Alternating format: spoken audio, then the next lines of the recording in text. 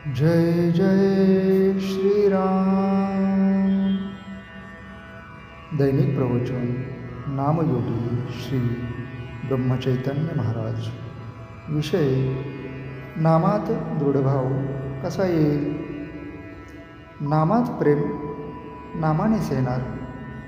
हे प्रेम यायला विषयावरचे प्रेम कमी करायला पाहिजे, दृढ निष्ठा पाहिजे। नामच तारील आणि नामच सर्व काही करेल असा दृढभाव पाहिजे। तो ठेवून व्यवहारातले प्रयत्न चालू ठेवावेत, पण यश देणारा परमात्माच आहे असा भाव पाहिजे। वैद्याकडचे औषध आपण गड्याकडून आणवतो, पण गुण गड्याने दिला असे नाही म्हणत। याच्याही पुढे जाऊन वैद्याच्या औषधाने आलेला गुण परमात्म्यानंच दिला असे का मानित नाही।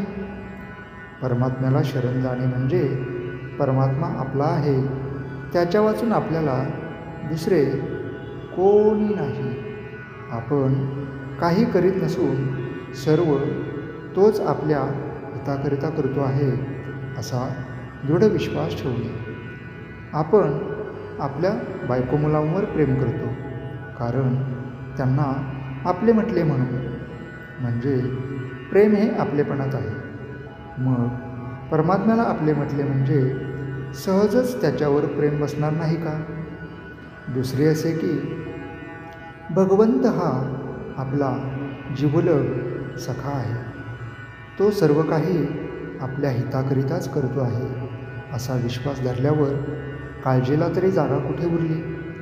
आपली देहबुद्धी नाहीशी होण्यातच आपले हित आहे। परमात्म्याच्या ठिकाणी आपलेपणा उत्पन्न व्हायला त्याच्या नामाशी पुष्कळ सहवास पाहिजे। सिद्धींच्या चमत्काराच्या पाठीस लागू नये, ती आपल्या मार्गात विघ्ने आहेत। उलट त्यांनी आपल्या पाठीस लागले पाहिजे। एखाद्याला साप चावत नाही, पण त्यात विशेष ते काय, सापात काय किंवा कशातही काय। भगवत भाव आपलेपणा पाहता यावा, म्हणजे कोणीही आपले शत्रू होणार नाही।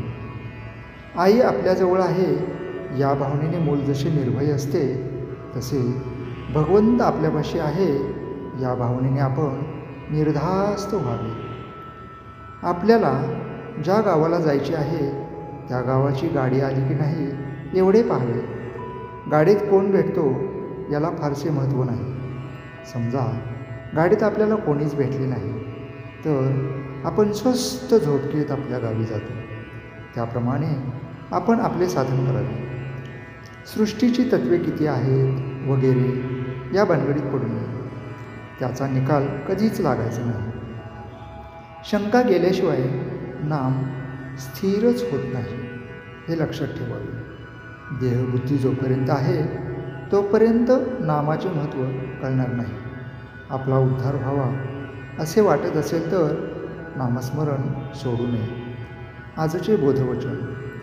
परमात्मा जसा निरुपाधिक आहे तसे नामही निरुपाधिक आहे। जय जय श्रीराम।